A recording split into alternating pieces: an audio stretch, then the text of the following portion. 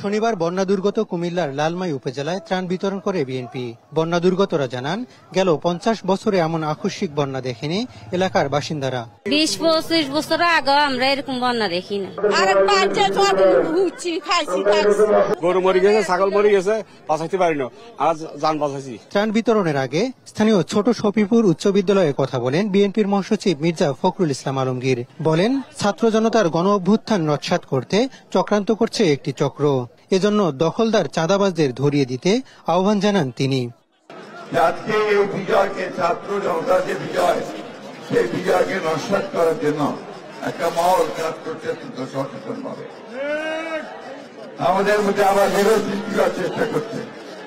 আমাদের কিছু কিছু লোকের নামে বিভিন্ন রকম কথা বলে পত্র পত্রিকায় বিএনপির ভাবমূর্তি নষ্ট করার চেষ্টা করছে।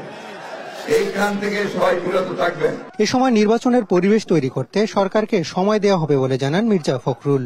এই নতুন সরকার মাত্র 20-22 দিন বয়স হয়েছে, একে আমাদের সময় দিতে হবে যে সে যেন একটা সুষ্ঠু নির্বাচন করার মতো পরিবেশ তৈরি করতে পারে, তাই না?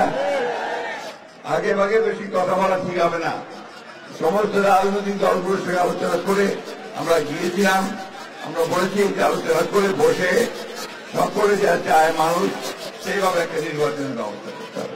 দেশের যে কোনো সংকট মোকাবেলায় ঐক্যবদ্ধ থাকতে আহ্বান জানান বিএনপি মহাসচিব। হাসান মাহমুদ, লালমাই, কুমিল্লা।